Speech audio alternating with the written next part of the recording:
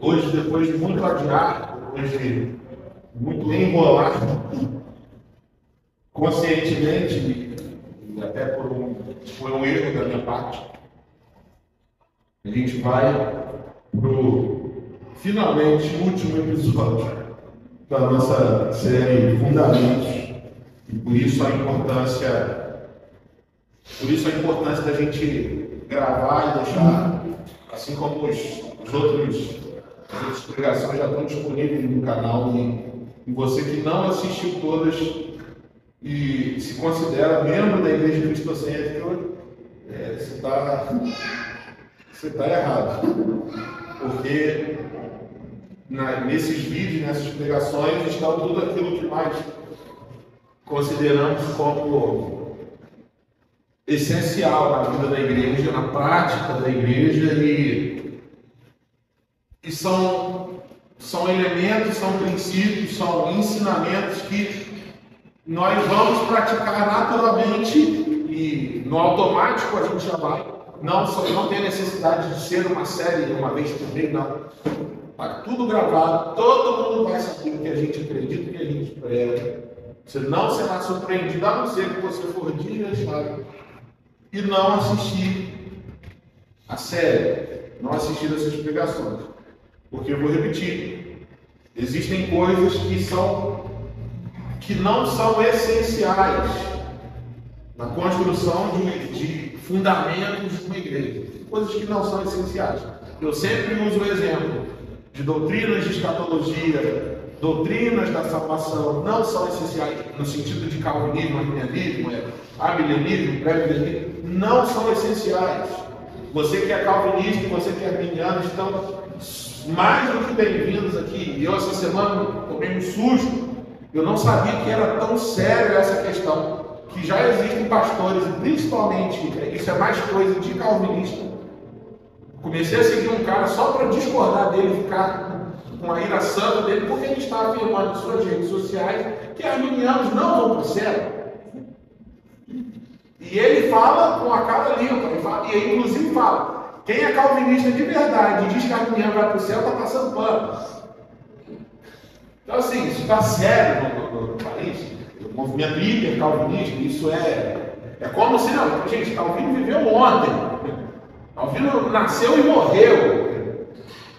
Jesus não era calvinista, não tinha nem como ser.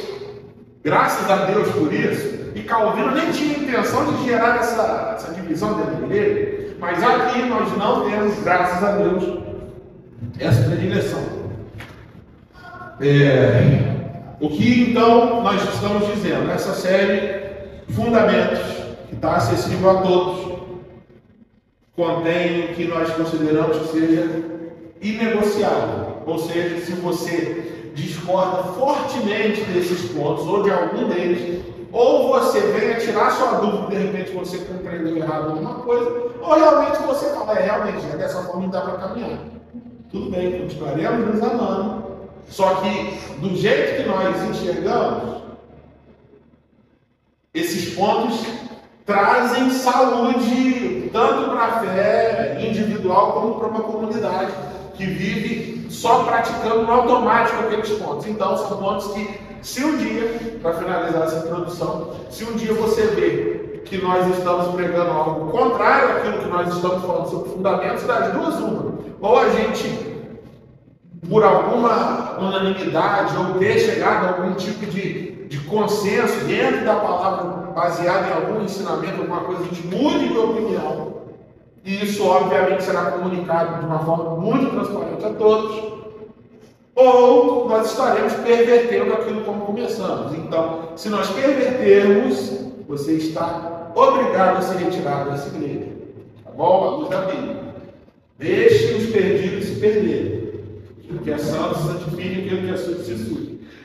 E aí o motivo de eu ter adiado essa palavra pode ter sido até por um pouco de religiosidade para mim. Sabia? Pode ter sido até um pouco. É porque hoje nós vamos falar sobre o tema contribuição financeira. Hoje nós vamos falar sobre esse tema. E o motivo de eu ter adiado,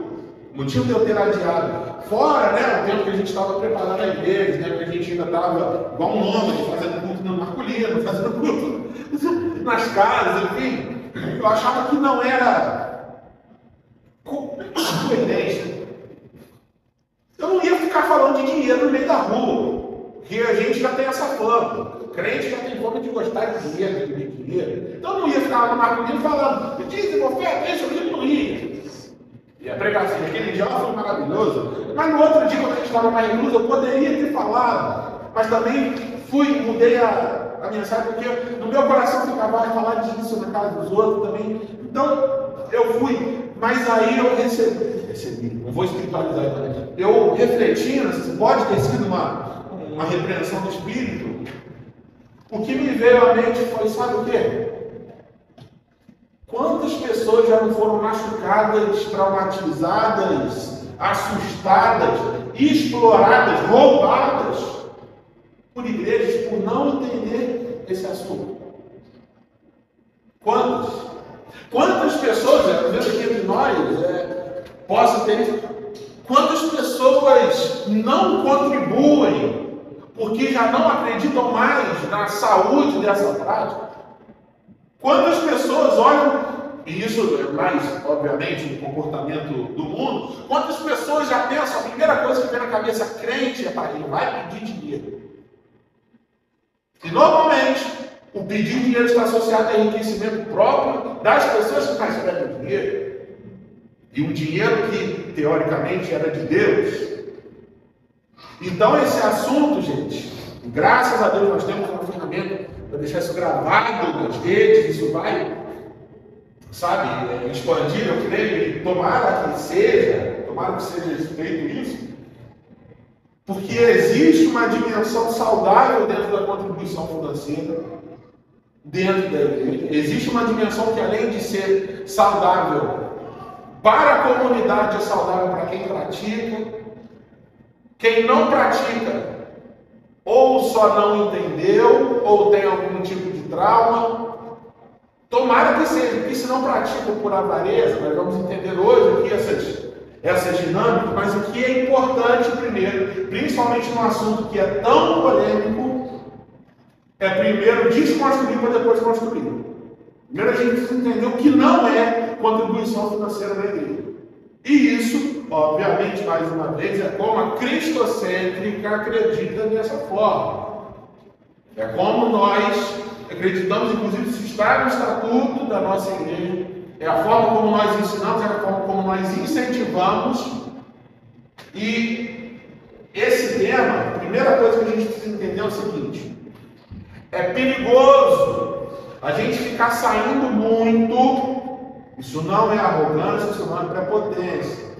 O estudo que nós vamos trazer aqui, o ponto que nós vamos trazer aqui, está baseado não em revelação, não, está baseado na Bíblia, na prática dos primeiros cristãos, na prática saudável da igreja. Estamos cobertos sobre o ensino, sobre a orientação também da família dos que creem, que ensina exatamente da mesma forma. Então, se a gente sai muito disso aqui, a gente ou vai descambar em como as igrejas neopentecostais ensinam, e esse é o perigo, ou a gente vai para como os liberais ensinam, que não precisa dar nada. Então, existe um equilíbrio. Existe um equilíbrio. E vamos tentar chegar numa conclusão aqui. Primeiro ponto. Hoje eu anotei para não, são algumas informações importantes que eu não posso esquecer. Tá. E eu me perco mais com os boas do que sem. Olha só. O primeiro ponto, então, que a gente tem que deixar bem claro aqui, é que, dependendo do jeito que você participa da contribuição financeira dentro da sua igreja, dentro daqui, você estará abençoando a sua igreja, seja qual for o seu coração. Esse é o primeiro ponto, óbvio. Óbvio, você estará contribuindo, de certa forma, para a sua igreja. Mas nós não queremos que você participe da contribuição financeira se no seu coração estiver vontade de barganhar com Deus ou medo de Deus. É melhor que você não faça, porque a sua mente já está envenenada. Então desenvenene, acertei agora, desenvenene a sua mente hoje, agora. Se você acha que pela sua contribuição financeira você está obrigando Deus a fazer alguma coisa por você, não faça, pois você aí estará, nesse caso, caindo da graça. E se você está fazendo por medo do devorador, também não faça, porque aí você vai estar envenenando sua mente e vai ver demônio que não tem. Então esse é o primeiro ponto. Não é por barganha. Se for assim, é melhor que você não faça, para proteger a sua mente. Se for assim, se for esse raciocínio, e se você sair daqui hoje ainda querendo barganhar ou com medo de Deus, não faça. Vamos conversar, vamos tirar tudo. Vamos, mas eu vou tentar ser o mais claro possível hoje. Então esse é o primeiro ponto. E o segundo ponto, e se segure na cadeira alguns conservadores, mas espero terminar a palavra, que eu tenho certeza que vai dar tudo certo no final, é que ninguém é obrigado a contribuir na igreja. Eu vou repetir. E eu usei a palavra obrigação. Ninguém é obrigado a dar um centavo na igreja. Deus não obriga você a fazer isso. Imagina. Não, Deus não pediu isso. Deus não obrigou. Deus não associou esse fato a nada que não seja. Nós vamos ver depois. O que a gente precisa ver nesse ponto é: Deus não obrigou. O dízimo não é obrigatório. O dízimo não era uma prática. O dízimo não era uma prática da igreja primitiva. Os primeiros cristãos que logo saíram do judaísmo, eles não dizimavam.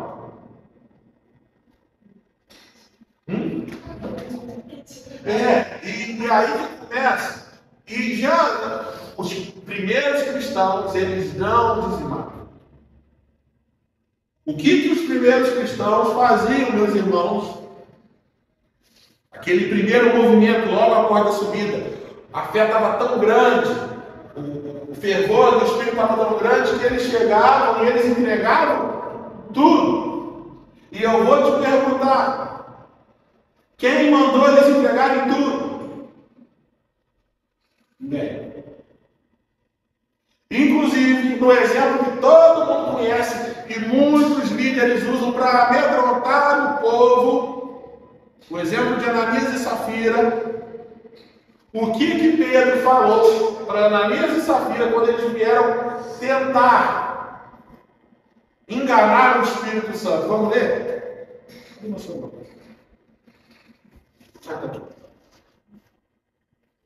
Atos. A gente tem uma enciclopédia bíblica aqui. Enciclopédia.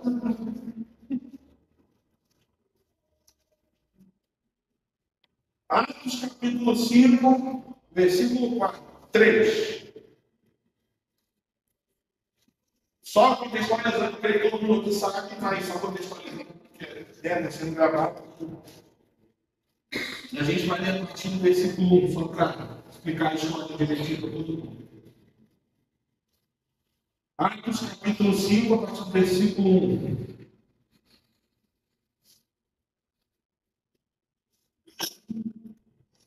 Um homem chamado Ananias, com Safira, sua esposa, também vendeu uma propriedade. Com o conhecimento da mulher, ele reteve parte do dinheiro para si, mas levou o restante e depositou aos pés dos apóstolos. Então Pedro perguntou: Ananias, como Satanás encheu o seu coração para mentir ao Espírito Santo e guardar para você uma parte do dinheiro que recebeu pela propriedade? Ela não pertencia a você antes de ser vendida? E depois de vendida, o dinheiro não estava em seu poder? O que o levou a pensar em fazer tal coisa? Você não mentiu aos homens, mas a Deus. Ouvindo isso, Ananias caiu morto. Grande temor poderoso de todos que ouviram o que tinha acontecido. Eu não sei como eles conseguem extrair alguma coisa diferente. Lógico que tem outras aplicações, mas o que Pedro falou? Primeiro, no versículo 4. Parafraseando, quem pediu para que você vendesse a propriedade? Ninguém. E segundo, com o dinheiro nas suas mãos, o dinheiro estava 100% nas suas mãos. Alguma porcentagem, seu animal, estava destinada a alguma coisa por obrigação. Se o dinheiro estava todo nas suas mãos, por que você só simplesmente não ficou com o dinheiro? Por que você quis mostrar um suposto desprendimento, quando na verdade ele mostrou um prendimento? Por que você fez isso? Se você não era obrigado nem a vender, mas já que vendeu, ficasse com dinheiro, e se ficasse com dinheiro, você não precisava dar nada. Por que você fez isso? A gente vê dentro dessa passagem, como em algumas outras, que os cristãos não tinham quantidades obrigatórias de dinheiro como um compromisso frequente e regular. Eles tinham compromissos frequentes e regulares, mas não tinham quantidades financeiras específicas. Paulo, inclusive, deixa isso claro, que a gente vai ler depois, 2 Coríntios 9, que diz: aquele que semeia muito e aquele que semeia pouco. Ou seja, mas ali ele estava falando de oferta. Então me mostra, meu irmão, Paulo falando sobre dízimo. Se tudo bem, concordo que ali ele estava falando sobre ofertas avulsas, mas então me mostra onde Paulo fala sobre dízimo. A resposta é que ele não fala. Ele não fala. Mas então na sua cabeça pode estar assim, tá? Então aonde que entra o dízimo? A resposta do nosso primeiro ponto é: não entra. E eu já vou deixar uma coisa aqui para acabar os corações de alguns. Nós não, como eu falei aqui quinta-feira, nós não acreditamos no dízimo, mas praticamente todo mundo aqui dizima. Graças a Deus por isso. E no final você vai entender por quê. Vou repetir. Nós não acreditamos no dízimo como é ensinado no dízimo da velha, mas todos nós dizimamos. Vocês vão entender por quê. Vocês vão entender por quê. A gente vai chegar nessa... Então vamos acompanhando. Então olha só. Aonde então que entra o dízimo que nós encontramos na Bíblia nos dias de hoje? A resposta é para nós. Quando já encontramos o fim da lei em Cristo, para nós que já somos aqueles que foram iluminados e libertos da força desses mandamentos e hoje vivemos uma vida espontaneamente em amor com Ele, esses mandamentos, inclusive o dízimo, a gente precisa entender primeiro. Tá, se não está, vamos entender o porquê que ele não está entre nós hoje. Por que nós não podemos, apesar de contribuições financeiras serem, porque isso faz parte do último ponto, mas serem saudáveis, fazerem parte psicológica e pedagógica de uma comunidade de fé, ajudar a manutenção. Por que nós não podemos ensinar o dízimo da maneira que ele era aplicado na velha aliança? Por quê? E esse é o nosso segundo ponto. Simplesmente porque o dízimo do Velho Testamento, que está escrito na lei, que foi aplicado pelos judeus durante vários milênios, ele estava totalmente associado e atrelado ao templo e aos levitas. Aí eu te pergunto, aonde está o templo e aonde estão os levitas?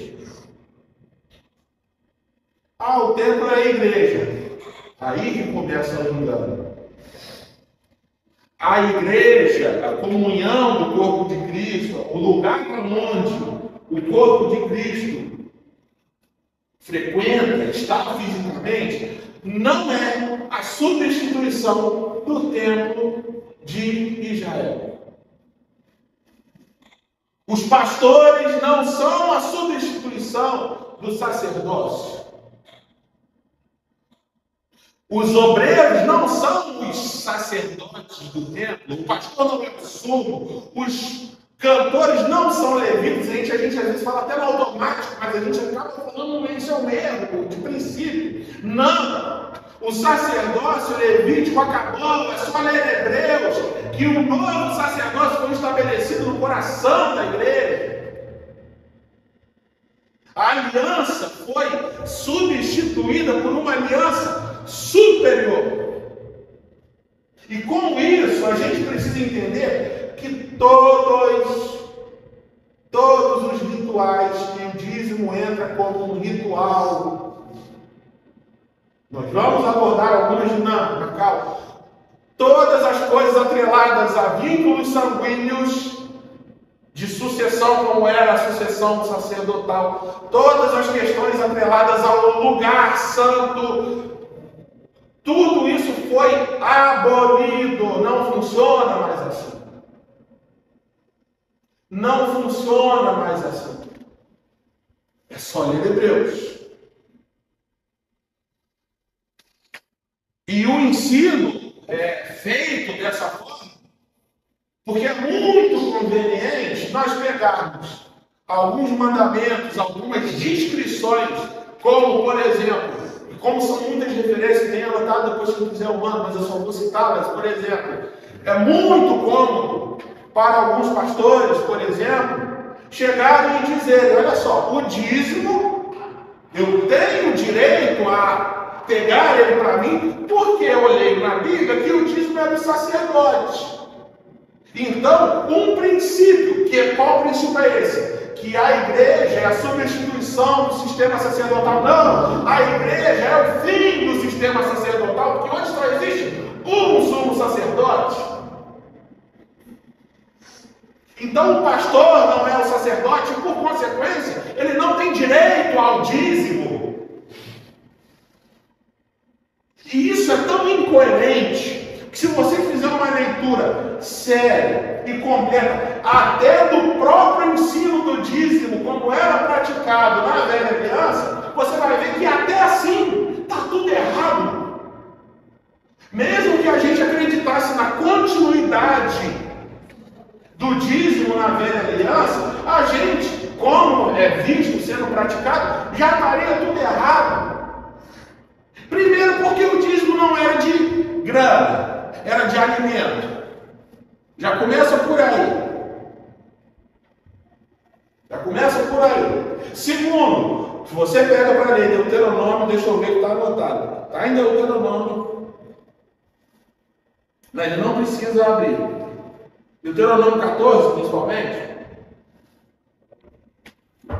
O dízimo está atrelado a duas coisas, como eu falei no início. Primeiro, a manutenção do sacerdócio levítico, que não, a gente sabe, que não recebeu terras nem propriedades nem heranças. Era uma classe dentro do judaísmo que estava totalmente dependente, primeiro de Deus, depois da manutenção do povo. Então os levitas, eles tinham direito a esse montante arrecadado. E o que muito pouca gente sabe, mas está escrito no mesmo lugar onde se tiram as maiores heresias para tirar dinheiro do povo, está escrito que órfãos e viúvas e os desamparados da sociedade poderiam ter acesso ao que era acumulado no dízimo. Vocês sabiam disso? Eu só vou ler, não precisa abrir. Deuteronômio capítulo 14, 28 e 29. Vou abrir aqui rapidinho. Esse passo que até hoje não descobri como é que usa direito. Deuteronômio capítulo 14, 28 e 29. Olha só. Artigo 27. Nunca se esqueçam dos levitas que vivem na cidade de vocês, pois eles não possuem propriedades nem herança própria. Ao final de cada 3 anos, tragam todos os dízimos da colheita do terceiro ano, armazenando-os nas cidades de vocês, para que os levitas, que não possuem propriedade nem herança, os estrangeiros, os órfãos e as viúvas que vivem nas cidades de vocês venham comer e saciar-se. Vocês sabiam disso? Então, peraí, vamos ser, no mínimo, vamos ser honestos. Se é para praticar o dízimo dentro das nossas igrejas, baseado no Velho Testamento, então não vamos pegar só a parte que nos interessa. Vamos ser honestos? Se, porque não é, se está escrito aqui que órfãos, desamparados, pessoas dependentes, pessoas que não têm como se sustentar dentro da sociedade, não é para substituir, então vamos substituir. Se pessoas que não têm como se sustentar podem usufruir, vamos fazer exatamente como está aqui. De 3 em 3 anos está tudo liberado. Podem pegar o dízimo da igreja, órfãos, viúvas, vamos anunciar até no Facebook, que dá mais gente. Estão entendendo que nem faz sentido isso? Então vamos para o primeiro questionamento que pode aparecer. 2, na verdade. Primeiro, as crianças já estão na salinha, se quiserem levar para lá. Tá?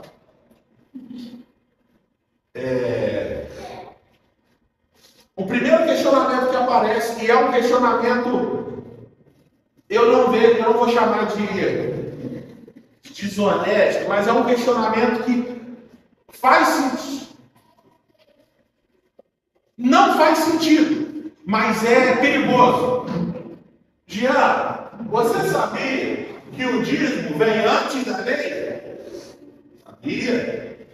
Qual é o primeiro caso de dízimo na Bíblia? Quem sabe? Não, você não. Deixa a turma responder. Deixa a turma responder. Nem você, enciclopédia. Ela tem os dois enciclopédia. Quem sabe aonde é a primeira descrição de dízimo na Bíblia? Hã? Não. Não foi um dízimo. Ele fez uma oferta a Deus. Não foi exatamente a 10ª parte. Quem sabe? Senão vou ter que deixar isso para eles responder. Não me vergonha, a turminha dos fundadores. Fala algo. Hã? Abraão? Abraão. Naquela época ele era Abraão ainda? Já era Abraão? Eu acho que já era Abraão também. O primeiro caso, só esse nomezinho, Melquisedeque, dá um assunto extenso, muito extenso, extremamente complexo. Mas só simplificando aqui, o primeiro caso de dízimo, o primeiro ato de alguém pegar 10% de alguma coisa e entregar para uma outra pessoa, veio antes da lei. Então a pregação acaba agora, eu estou tudo errado, a gente pode ir embora, todo mundo está obrigado a 10%. Calma aí. Calma aí. Se a gente só tem a descrição do dízimo que Abraão deu, primeiro, vamos nos perguntar: quem falou para Abraão dar 10%? Ninguém. Quem estipulou a quantidade de 10% do que Abraão tinha conquistado naquela guerra para ele entregar? Ninguém. Foi uma contribuição espontânea do coração de Abraão, e a gente só com aquele contexto, a gente já tira até a questão da obrigação, porque Abraão depois não deu dízimo para ninguém, não ensinou nenhum filho dele a dar o dízimo, ele só fez aquilo ali para uma pessoa, para um cara que nunca tinha aparecido, que não tinha origem, não tinha nada, só surgiu. Abraão reconheceu nele alguém superior, e ele pegou, deu, foi embora, acabou. Só que a Bíblia, graças a Deus, ela se completa em algumas questões, e a gente vai ver depois que o significado da entrega espontânea de Abraão para Melquisedeque, que era uma representação da aliança superior que estava por vir, e Abraão ainda nem tinha começado direito a saber que aliança era essa, já era antes da religião, antes do judaísmo, antes de tudo. Abraão dizendo: olha só, a minha descendência, os meus filhos, o judaísmo, está submetido a uma aliança superior. E Melquisedeque, ele é a representação, alguns dizem que era o próprio Cristo eterno ali representado. E qual foi o objetivo de Abraão? O significado de Abraão ter dado espontaneamente os 10% para aquele cara? O reconhecimento de uma aliança superior. Não era por obrigação, não era por medo. Ele simplesmente, Abraão olhou, teve alguma revelação espiritual e o reconheceu como superior a ele mesmo. Então, a gente precisa entender que essa passagem não está falando sobre a obrigatoriedade do dízimo, porque não estava na lei. A lei já estava dizendo que Cristo era superior ao judaísmo. A mensagem do dízimo antes da lei não era para falar sobre o dízimo, era para falar sobre Jesus, pelo amor de Deus. O dízimo ali é um detalhe. O fato de Abraão ter entregado espontaneamente 10% do que tinha conquistado era somente um detalhe. A mensagem principal dessa passagem não era a quantidade financeira, era o reconhecimento de uma aliança superior. Simples assim. E o segundo exemplo que algumas pessoas usam, e eu acho muito engraçado, cara. Pega um pouco mais aqui. Eu acho muito, mas muito engraçado, que a partir de um versículo é construída uma teologia inteira. E aí você tem que, a partir de uma entradinha, colocar o oceano inteiro por causa de uma frase. Você tem que forçar de uma forma, que é aquela famosa passagem. Mateus 23.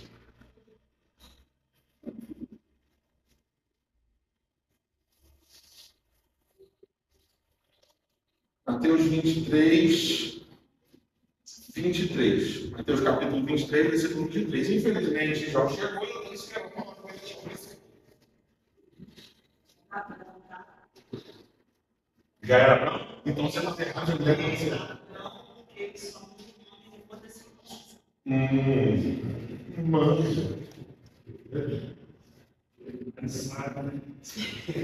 Sabe? Papai não vai tirar essa Bíblia que as coisas que você indicou. Você não quer assinar, você não quer soltar. Senão você não quer ser a boca. Não, mas por que a minha não aparece isso? É assim. Você não manja. Mateus capítulo 23, versículo 23. Eu estou na versão NVI.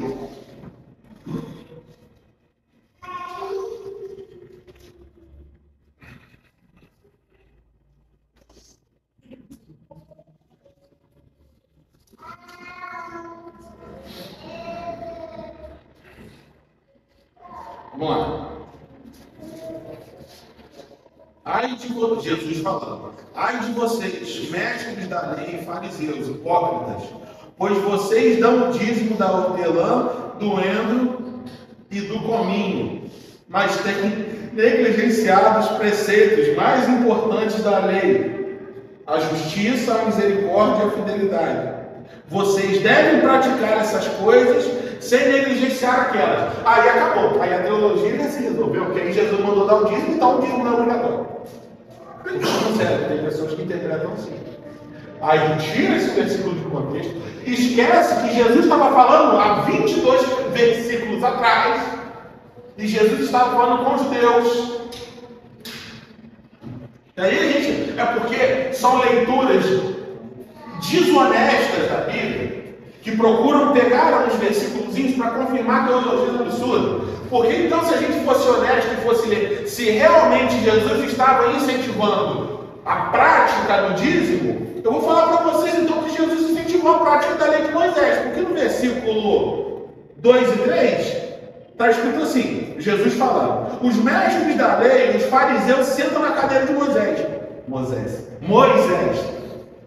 Obedeçam e façam tudo aquilo que eles dizem a vocês, mas não façam o que eles fazem, pois não praticam o que pregam. O que os fariseus pregavam, meus amores? A lei. Jesus então estava querendo que todo mundo praticasse a lei? É óbvio que não. Então é óbvio Jesus, naquele versículo 23, não está autorizando o ensino do dízimo. O ensino do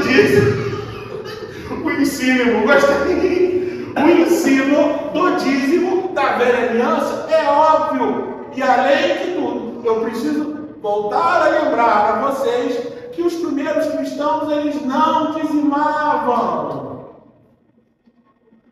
Eu não estou dizendo que os primeiros cristãos não contribuíram. Óbvio que não, porque Paulo, pelo amor de Deus, enquanto ele exaltou a igreja da Macedônia, por causa da contribuição fiel, regular e generosa deles, se eu falar que nenhum crente dava dinheiro nas comunidades, eu estarei mentindo, eu estarei sendo desonesto. Mas eu também não posso falar que os primeiros cristãos dizimavam. Não, eles não dizimavam, porque aquilo não era uma obrigação. O dízimo da velha aliança não é uma prática obrigatória e muito menos uma prática associada à continuidade de bênçãos e maldições descritas na própria velha aliança. Eu não posso torcer o texto bíblico dessa forma. Eu não posso pegar e torcer a história bíblica, a prática dos cristãos, do jeito que eu quero. Sabe por quê? O que pode acontecer? Se eu quero as bênçãos associadas à prática da lei da velha aliança, Paulo diz que eu automaticamente estarei condenado pelas maldições da mesma. Mas ninguém quer as maldições. Ninguém quer a maldição de ter cortado o cabelinho, como o Marco cortou, e ser apedrejado. Ninguém quer. Você está bonito, inclusive, mano. Mas no judaísmo, eu estaria lá fora. Ninguém quer as maldições estabelecidas por se alimentar de carne de porco. Todo mundo gosta de um carrezinho, uma barriga de porco, alguém quer gostar. A gente só quer a promessa dos celeiros cheios. A gente só quer, e a promessa dos celeiros cheios está associada à prática do dízimo. Então eu quero meu celeiro cheio, por isso que eu dizimo. Não é esse o ensino da nova aliança, gente. Se eu quero viver baseado na velha aliança, Paulo diz, você pode tentar. Você, além de não conseguir, você vai cair em maldição. Você vai estar ressuscitando as maldições que Cristo pregou consigo na cruz. E eu estou falando sobre a prática do dízimo hoje. Então, seja honesto. Quer viver pela lei? Viva pela lei. Mas você não vai conseguir. Você vai quebrar a cara. Você vai olhar para Deus achando que Ele tem obrigação de alguma coisa e Ele não tem. Você vai chegar dentro, você prometeu isso aqui. Aí quando você vai ver, você está lá no Deuteronômio, você está em Levítico. A aliança mudou. E a aliança significa forma de relacionamento. Então, as formas de relacionamento com Deus, a gente precisa entender que mudou. E não mudou só no dízimo, mudou praticamente em tudo. A aliança é superior. O sistema sacerdotal acabou. E o dízimo está totalmente atrelado ao sistema sacerdotal levítico. A não ser que você me mostre a sua árvore genealógica e que você seja levita. Nem assim eu vou te dar, porque eu não sou judeu. Nem assim. E se é para praticar como ensina o dia do Velho Testamento, pelo menos sejamos honestos e abra de 3 em 3 anos para órfãos, viúvas e estrangeiros separados virem participar. Vamos ser honestos. Mas nós sabemos que não é assim. Então, a gente só está aqui praticamente falando contra isso. E eu disse lá no início que nós pregamos isso que nós falamos hoje. E se a gente começar a associar, vamos ler rapidinho, porque a gente está com um pouquinho de tempo ainda. A passagem mais conhecida antes da gente começar a falar. Eu estou primeiro desconstruindo uma consciência para depois agora construir uma consciência saudável. E eu eu sou o maior exemplo aqui, eu boto minha cara a tapa. Eu era exemplo. Quando eu descobri que o dízimo não era o dízimo não precisava ser praticado, aí acabou, eu ia ver, eu amava o dinheirinho, eu gostava do dinheiro, e eu falava que não dava nada. Avarento, mentiroso, você também isso? Não dava nada. E estava lá pagando de liberdade, né? Liberdade para não. Dízimo não estava. Eu tinha os argumentos na ponta da língua e Deus não estava nem aí. Deus não estava nem aí. Eu estava indo para o inferno. Cheio de um monte de coisa errada. E além de tudo, com um bônus de ter um coração avarento e mentiroso. Aí eu ia para o inferno com gosto. Mas, vamos ler rapidinho. Antes da gente entrar no que é saudável, vamos primeiro terminar de enterrar esse Walking Dead que se chama dízimo da velha aliança. Malaquias 3. Todo mundo conhece isso, de tanto ter ouvido a vida inteira. Malaquias 3, a partir do versículo 8. Olha a chave. Ele pegou pesado dentro, Guilherme. Ele pegou e falou, ele falou, eu não consigo ler a minha consciência. Eu só quero isso para você. Você demora, então.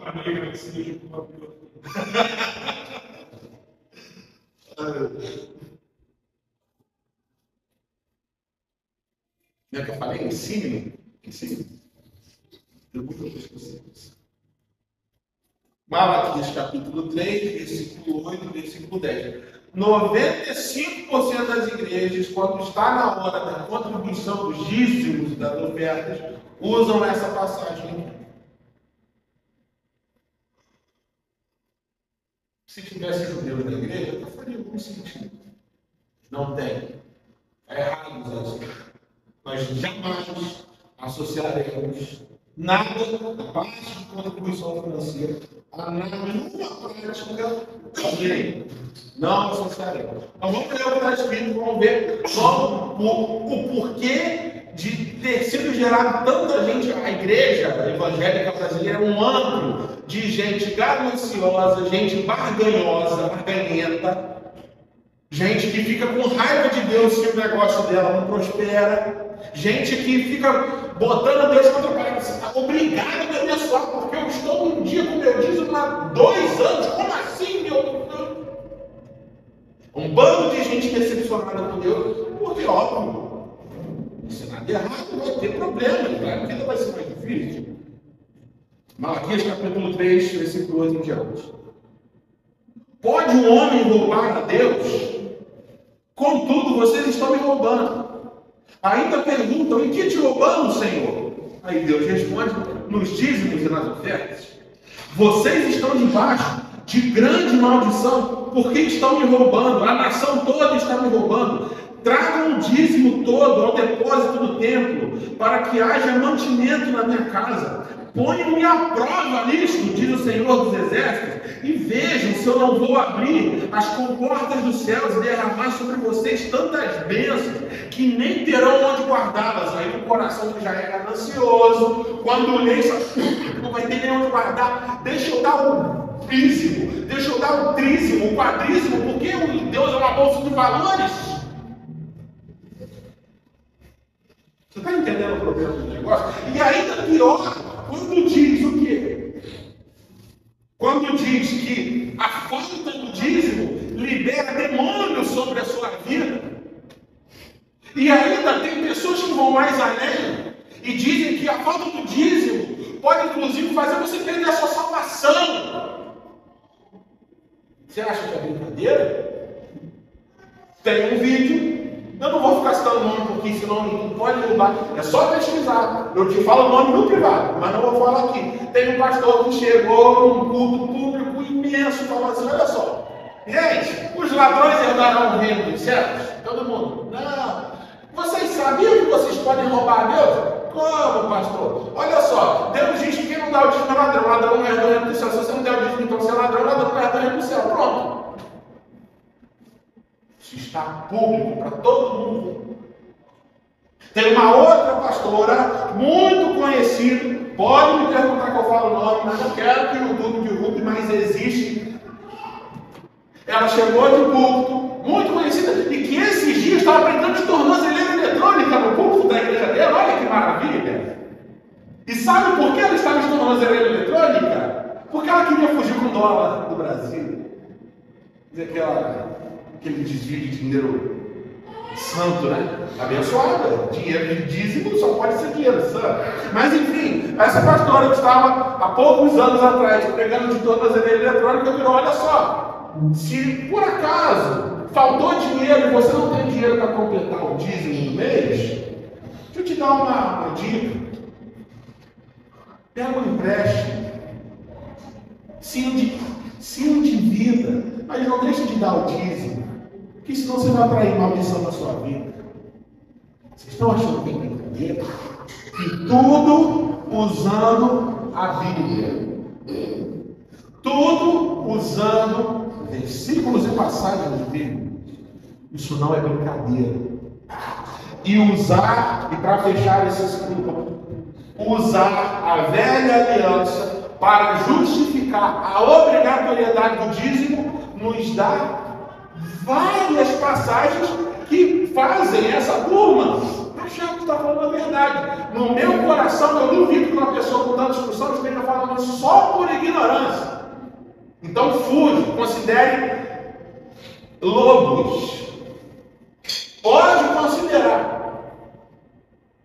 lobos que só querem o seu dinheiro. Gente, Pedro avisou que existiriam pessoas interessadas na ganância e por estarem em posições de ensino, porque é fácil demais. Vocês não têm noção que uma pessoa mau caráter, assim que o público consegue extrair não só financeiro. Gente, por que vocês acham que tem tanto caso pipocando no Brasil de abusos sexuais de pastores e líderes sobre membros?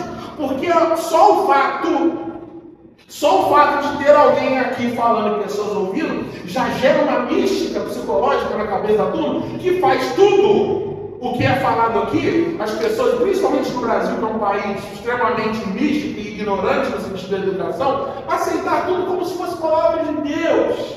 Agora você imagina um mau caráter com o microfone na mão, ele consegue tudo, não é só dinheiro, não. Ele consegue o que ele quiser de uma pessoa mais frágil. Tudo e mais, santificado pelos usando passagens bíblicas. Então nós precisamos bater o pé e dizer: não é assim, não é desse jeito. Ou é uma ignorância, muito ignorante mesmo, de nunca nem ter ouvido outro tipo de interpretação. E aqui até vai, mas envenena. A gente trabalhou muito aqui o conceito de ignorância sincera, mas experimente uma ignorância sincera ao longo de 5, 10, 15 anos. A ignorância sincera pode te livrar, pode livrar a sua consciência, mas o seu corpo, a sua mente vai sofrer os efeitos desse envenenamento. Porque continua sendo ignorância, mesmo sincera. E a ignorância traz problemas, mesmo sendo sincera. Quanto mais alguém que conscientemente, como o pastor da maior igreja do Brasil, tem vários vídeos dele, falando: a arrecadação está baixa, vamos amedrontar mais, ensinando técnicas para conseguir mais ofertas. E sabe o que são as técnicas? Pegar os versículos mais pesados da velha aliança, incutindo as maldições, o devorador que não é demônio. Não é demônio. O devorador não é um demônio. Não é. Pegar esses versículos para botar medo no povo. E mais um vídeo de um pastor muito conhecido no órgão que falou assim: gente, eu testei algumas técnicas na hora da passagem da oferta. Eu vou falar para vocês que tem uma técnica. Gente, o nível é tão manipulador e dissimulado que tem até jeito de passar o envelope que dá mais certo. Tem até o como passar. Vocês estão achando que é brincadeira? O vídeo está público, está para todo mundo ver.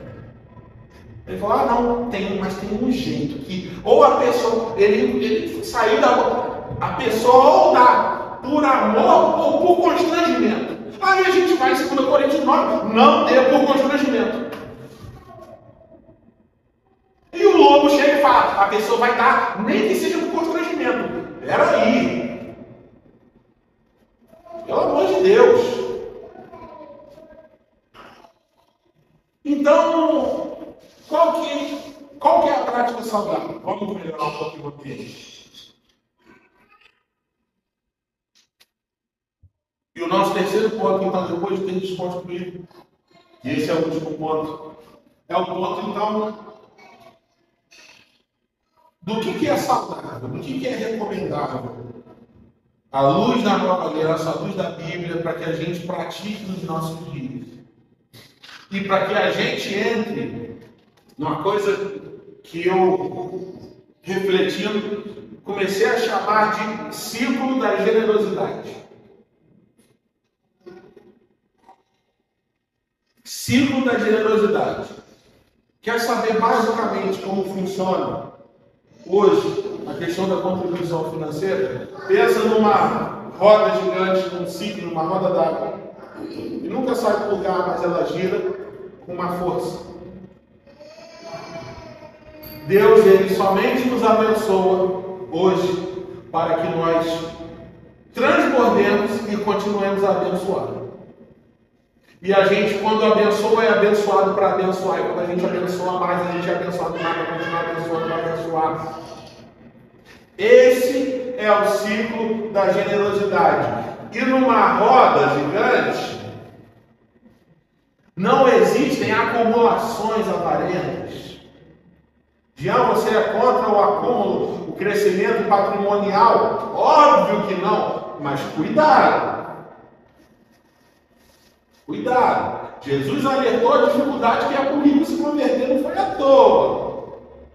Cuidado, acumular demais muito rápido pode perverter seu caráter. Então, se você tiver uma quantidade de dinheiro muito grande, vai. Vamos ver o que é saudável? 2 Coríntios, isso está no estatuto da nossa igreja. 2 Coríntios, capítulo 9.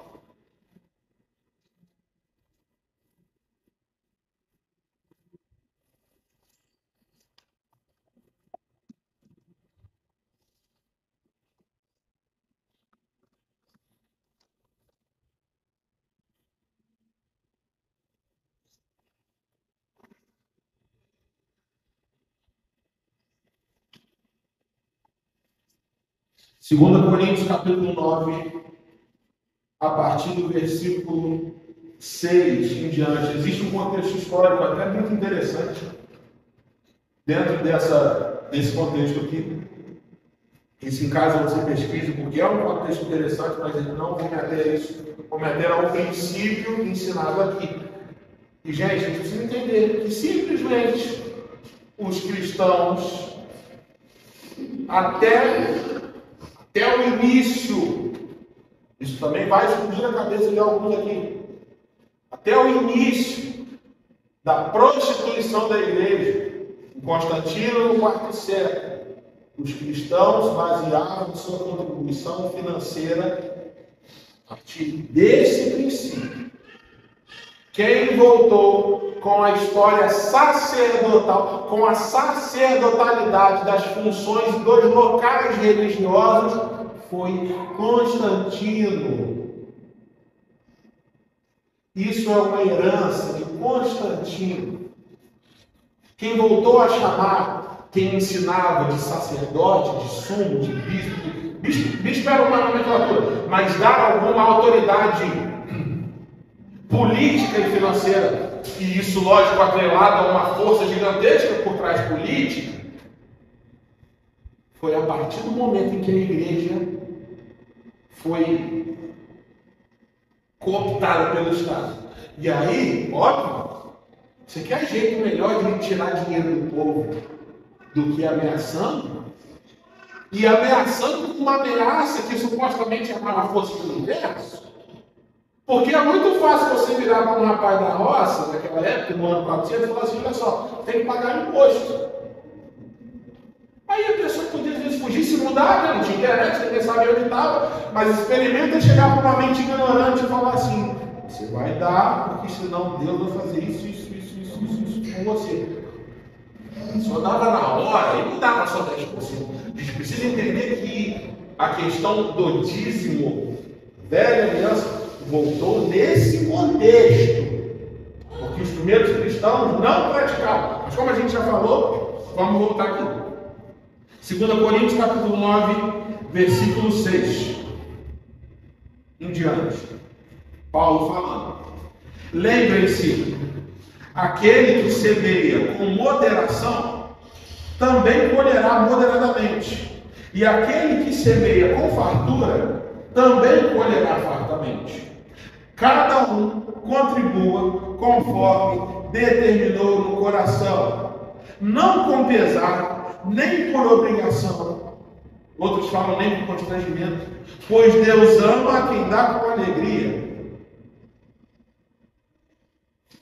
Deus é poderoso para fazer que toda a graça seja acrescentada a vocês. Para que em todas as coisas, em todo o tempo, tendo tudo o que é necessário, vocês transbordem. Em quê? Nos celeiros armazenados? Não. Em toda boa obra. Como está escrito: distribuiu generosamente a quem? Aos pobres. A sua justiça permanece para sempre. Aquele que supre a semente ao que semeia e o pão ao que come, também os suprirá e multiplicará a semente e fará crescer os frutos da justiça de vocês. Vocês serão enriquecidos. Aqui entra o ciclo da generosidade. Vocês serão enriquecidos de todas as formas, para que... Qual é o objetivo do enriquecimento de todas as formas? Para que possam ser generosos. E o que Deus chamou, o que Paulo chamou aqui de generosidade? A contribuição com a obra, com os pobres, com o propósito missionário, com a sua comunidade local. Para que possam ser generosos em qualquer ocasião e por nosso intermédio a sua generosidade resulte em ação de graças a Deus. Pois o serviço assistencial de vocês não supre apenas as necessidades dos santos, mas também transborda em muitas expressões de gratidão a Deus. Vocês querem algo mais simples do que isso aqui? Quando alguém entende esse princípio, quando alguém entende o privilégio, quando alguém entende o papel individual de cada um no corpo de Cristo, na expansão do reino, da pregação do Evangelho, eu preciso falar que o Satanás está de boca aberta para ele, se ele não der. É necessário alguma mensagem ameaçadora, entendendo esse princípio simples. E eu digo mais, entendendo esse princípio simples, é possível querer barganhar, porque se você chega com o coração dizendo, tá, quem semeia muito, colhe muito. Já que eu quero colher muito para mim, eu vou dar muito. Então, Deus, você está com o coração errado. Você, mesmo dando muito, continua sendo avarento. Porque você não quer, conscientemente, internamente, para continuar abençoando os outros, você quer encher os seus celeiros ainda. O princípio simples da nova aliança exclui a possibilidade de alguém sincero ser ou barganhento ou dar por medo. É óbvio que não existe a possibilidade, isso dentro do princípio simples do Evangelho, e isso era o que o Jean fazia. Cada um contribua conforme determinou no coração. Se o seu coração não determinar nada, você é avarento. Você não entendeu o ciclo da generosidade. Você ainda está confiando na força do seu dinheiro, na força do seu trabalho. Você ainda está confiando que aquela quantidade de dinheiro pode fazer falta a ponto de você não conseguir acumular. Você ainda não entendeu. Você ainda não entendeu o perigo que é a vontade de ter só para si. A vontade de olhar para sua conta e ter aquela segurança. Que não tem problema nenhum. A não ser que aquilo não te domine. E a gente, quando entende, gente, o ciclo da generosidade, a participação no ciclo da generosidade é, acima de tudo, pedagógico. Ensina a nós alguma coisa. Nos ensina que o dinheiro, e nos faz ter o poder sobre o dinheiro, é saber que aquilo ali não é o que me domina, mas aquilo está à disposição do reino de Deus. Tudo. Só se o seu coração determinar. Ninguém aqui vai te pedir tudo. Mas se for nada, o seu coração também ainda não foi convertido. Leandro Vieira até diz que você não entendeu nada da graça. Vocês estão entendendo que existe um equilíbrio?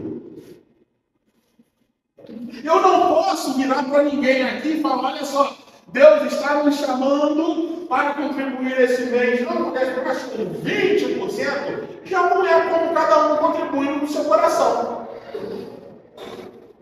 Já não é. Já feriu o princípio bíblico. Já estou fora da visão. Gente, a gente tem que começar a confiar que nós só saímos de casa todo domingo. Só faz sentido sair de casa todo domingo se nós realmente estamos evoluindo em consciência. Porque se você até hoje não confia na sua capacidade espiritual de consciência de tomar decisões por conta própria, se você quer que eu chegue para você e diga o quanto você tem que dar por mês, vamos crescer que está na hora. Eu não posso dizer o que o seu coração me contribui com alegria. Eu não posso nem dizer, meus irmãos, que não pode ser menos do que 10%. Porque senão eu voltei para a lei. Senão eu voltei para a lei. Nós não acreditamos no dízimo, mas dizimamos. Já vou entrar nisso. Eu não posso estipular a quantidade. O Novo Testamento não me autoriza a estipular nem 10%. Cada um contribua conforme determinou no coração, não com pesar, nem por obrigação, pois Deus ama quem dá com alegria. Cada vida é individual, cada pessoa, cada família é um núcleo muito específico. E as situações da vida aparecem para todo mundo. Na quinta-feira nós demos um exemplo aqui de, não tem esse negócio de superstição, mas vai que os 3 filhos fiquem doentes ao mesmo tempo. E vocês, além de não terem dinheiro para pagar o ainda precisam de uma ajuda externa. Eu não posso virar e falar como algumas igrejas fazem, virar, olha só, vocês estão todos apertados, mas se vocês não dizimarem esse mês, caraca, além de doente, até um pode morrer. Isso é o cúmulo da covardia espiritual. Eu não posso fazer isso. Eu não posso chegar para alguém, e aí vamos lá, vamos pensar, porque a vida é dinâmica. Aí eles estão devendo a farmácia, aí sobra o dinheiro no final do mês, que ou eles ofertam na igreja ou na farmácia. Eu não posso virar para eles e falar, olha só, primeiro, a questão é, Deus não está preocupado com o seu externo, cara, está preocupado com o seu interior. Se você aquele mês precisou pagar a farmácia antes de contribuir na igreja, e você sinceramente precisou mesmo, e se o seu coração você identifica que ele não é avarento, tá tudo bem, o devorador não vai te pegar. Sabe qual é o nome do devorador dos nossos dias de hoje? É a avareza. O devorador dos nossos dias de hoje chama consumismo, chama descontrole, deseducação financeira. O devorador dos nossos dias se chama hipocrisia, de não entender a graça e não entender que cada um aqui é responsável por si, mas sabendo que o princípio geral, e agora nós vamos entrar no princípio geral, para a gente entender Na prática, qual é o exemplo, uma prática saudável que você pode colocar na sua vida como uma forma de contribuição? E agora eu vou explicar um pouco da primeira frase.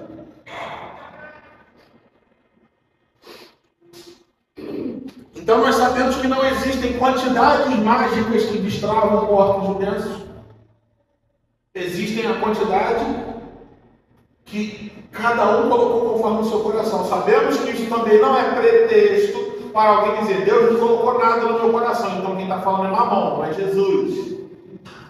E cada um precisa se encontrar nesse equilíbrio e não depender de líderes estipulando a quantidade. Porque se você um dia quiser sair da cristocêntrica para um lugar e chegar alguém e falar, você precisa dar 20, 30, você vai lá e vai. Vai por obrigação, pronto, filho amigo.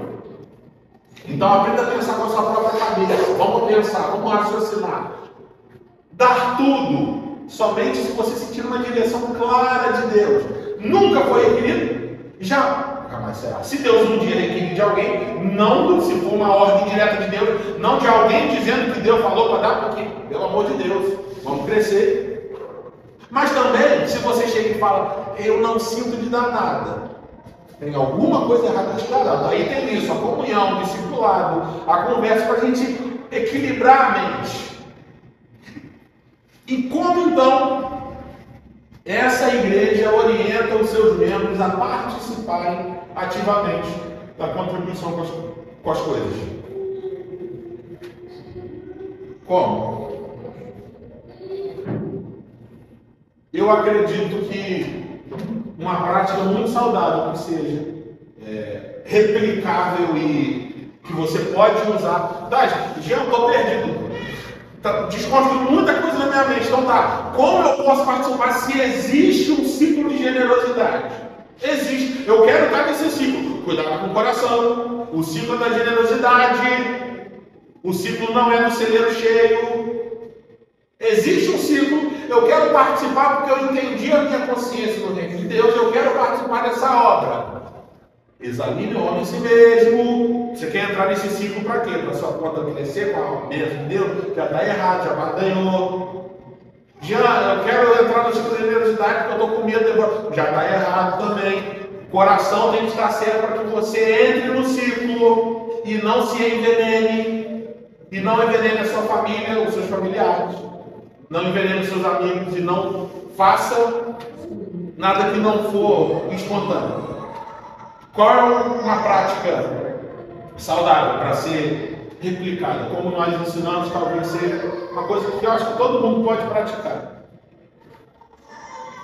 Eu não estou contradizendo quando eu digo que 10% é uma quantidade muito saudável para que você contribua. Eu não estou falando dízimo, uma quantidade matemática. Já ouviu dízimo periódica? O dízimo de qualquer coisa é 10% de. 10% do seu orçamento, do que você ganha, do que você recebe, enfim, é uma quantidade que não vai pesar no seu orçamento e que você vai ajudar imensamente a sua igreja.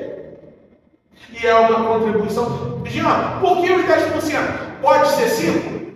Pode! Mas por quê?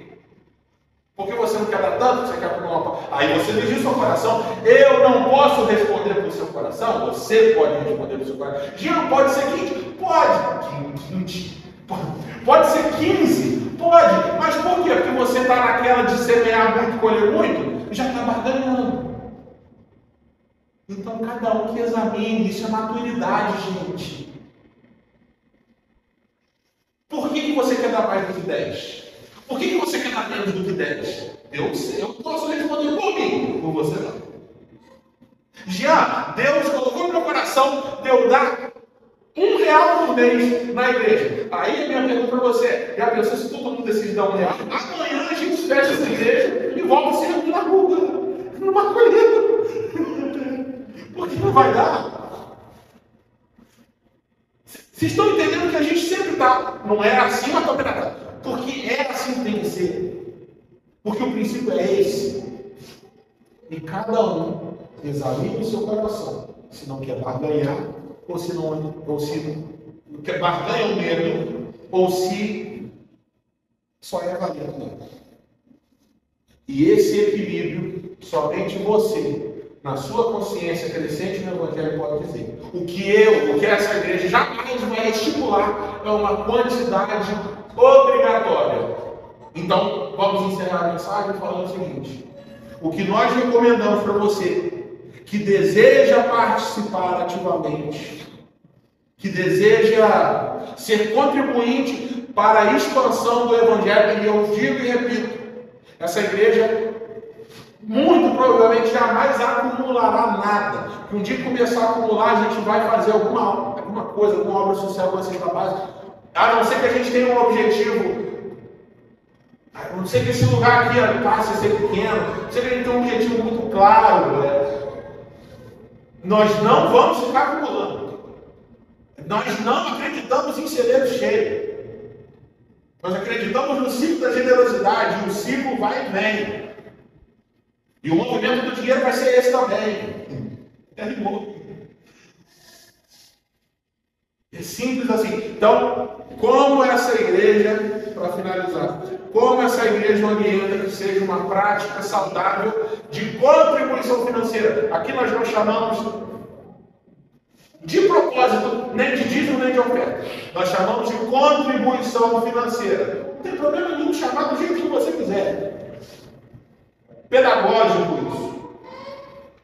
10% é uma quantidade que não vai te pesar, mas que você vai ajudar demais na sua igreja local. É só isso. Eu não tenho mais o que acrescentar. Jean, esse mês eu quero dar mais. Esse mês eu preciso dar menos. Só vigia seu coração todo dia quando você acordar. A orientação obrigatória na questão da contribuição financeira não é a quantidade de dinheiro que você vai dar ou deixar de dar. É todo dia que você acordar, ver como é que está o seu coração. Porque é isso que importa. Veja se você não quer participar do ciclo da generosidade. Se você está com medo do que vai ganhar, ou se você é avarento. Se vigie. Saiba quem você é em Deus. E a gente consegue isso na comunhão. E, para finalizar, até chamar o pessoal do louvor já de uma vez, para finalizar, essa quantidade estipulada também é pedagógica. Se eu tenho uma dificuldade muito grande de organização, sabe como eu faço, por exemplo, eu sou autônomo, trabalho no consultório e eu não tenho uma quantidade fixa, tudo que entra na minha conta, eu já pego e anoto. 10% daquele valor. 10% daquele valor. Tudo. Qualquer dinheiro que entra, não fica. Jean, é do bruto ou do líquido? Não está no seu generosidade, pelo amor de Deus. Cada um sabe se é tudo. Pelo amor de Deus, você que tem que responder se você é do bruto ou do líquido. O que você não pode deixar de responder todo dia é como está o seu coração. Um pouco importa. Então, o exemplo pessoal meu, que eu creio que seja saudável para ser praticado. Qualquer dinheiro que você receba, tire, eu tiro 10%. Eu tiro 10%. Se fizer um corte dessa pregação, eu vou falar, Jean, eu entendi 10% de todo mundo. Assista a pregação inteira, por favor. E essa é interessante, é bom, é pedagógico e faz você contribuir regularmente se você tiver uma quantidade fixa. Mas se Deus colocar no seu coração onde você, sei lá, comprar o que você fez, por exemplo, comprando brinquedos, as coisas, se quer coisa mais testamentária do que isso, quem te pediu de ser? Não, só chegou e falou, foi o coração, isso, ninguém pediu. Mas aí foi oferta, não deu dízimo. Não, você não pode cuidar da vida do seu filho assim. Ah, mas aí não é dízimo, não oferta. Não, o Novo Testamento não lida com essas categorias. Se a Celina não quiser dar mais nada esse mês, de repente alguém pesou o que ela já deu. Se ela quiser dar também. E Deus está interessado no coração de Tia Celina, gente.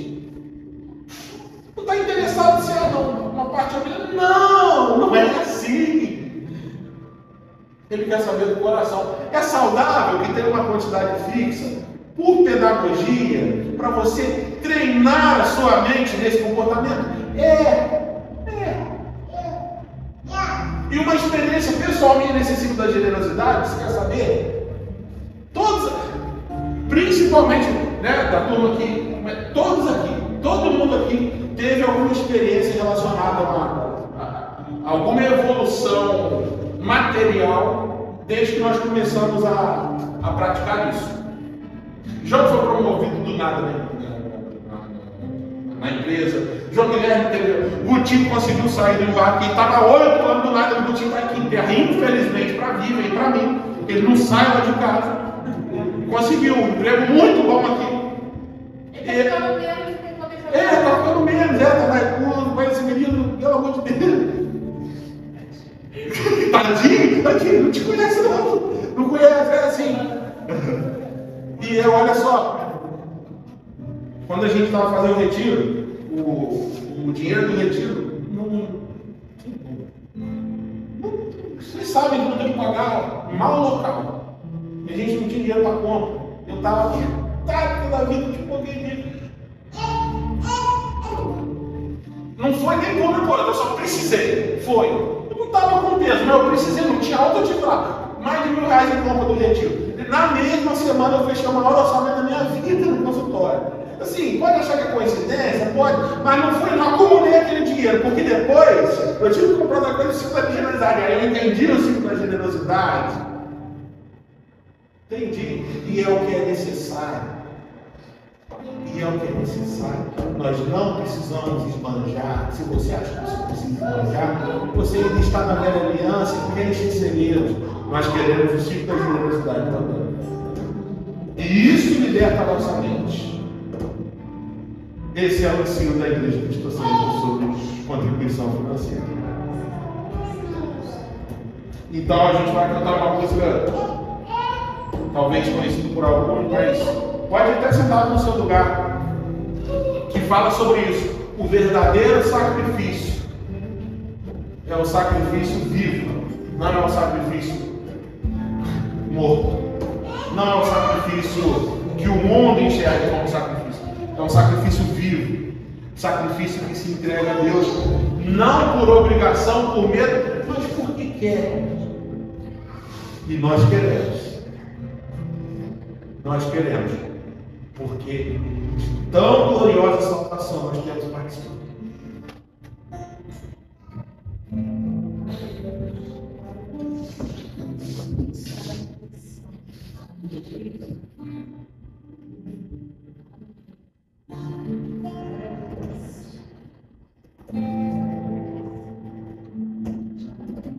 O Evangelho é curioso demais.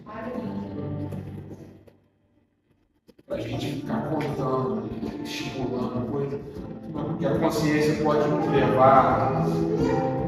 A consciência do Evangelho não precisa de ordem, de voz, não pode. Como Paulo de toque, não toque, isso não tem valor nenhum contra os prazeres do mundo, e o dinheiro é um prazer do mundo, mas não pode nos dominar. Nós nos entregamos como sacrifício vivo, porque nós fomos encontrados por esse amor. Amém? Feche seus olhos, sentado mesmo. Ainda apaga a luz lá pra gente. A gente vai cantar e você participe com a gente nesse momento.